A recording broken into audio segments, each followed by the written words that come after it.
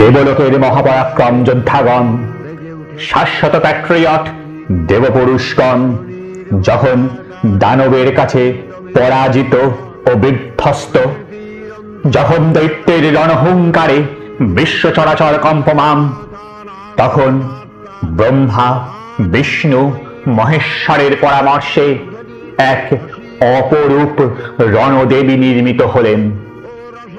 নারী গর্ভজাত সাধারণী নন, তিনি পুরুষের রণন্মাদ আকাঙ্ক্ষায় সৃষ্ট মহিষাসুরমর্দিনী।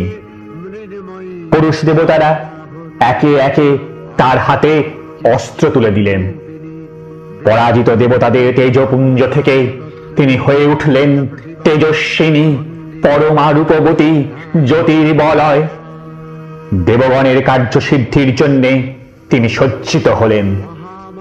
পিতা হিমালয়ে দিলেন সিংহবাহন, বিষ্ণু দিলেন সুদর্শন চক্র, নীলকণ্ঠ দিলেন শূল, যম দিলেন কালদণ্ড, কালদেব দিলেন খড়গ, চন্দ্র দিলেন অস্ত্রচন্দ্র শোভা চর্ম, সূর্য দিলেন ধনুর্বাণ, বিশ্বকর্ম দিলেন অভেদ বর্ম, ব্রহ্মা কমলকুণ্ডল, কুবের রত্নহার, আর ভক্তজম দিলেন ফুল ফল অর্ঘ্য।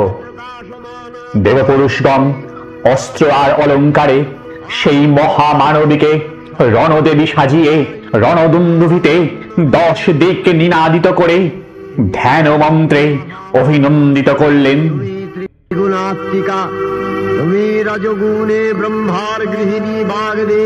অমরাবতীতে যিনি ইন্দ্রাণী, বরুণালয়ে যে অম্বিকা, জমালয়ে যিনি কালরূপা, কুবের ভবনে যিনি শুভ্রা, যে মহানন্দা অগ্নিকোণে, যে বায়ুকোণে মৃগবাহিনী, নৈঋতে যিনি রক্তদন্তা, ঈশানের শূলধারিণী, বাংলায় যিনি কালিকা এবং ব্রজের কাত্যায়নী, শুক্লপক্ষে যিনি একাদশী, কৃষ্ণপক্ষে নবমী, সর্বজনের খিদে চার পেটে, সব সাগরের তৃষ্ণা, ঘরে যে ঘরণী, পথে ভিখারিণী, নারী গর্ভের কন্যা, অফিসে কর্ত্রী, বিমান চালিকা, মহাগ্রন্থের লেখিকা। জাগো জাগো দেবী, হে মহামানবী, পৃথিবীর হাসি কান্না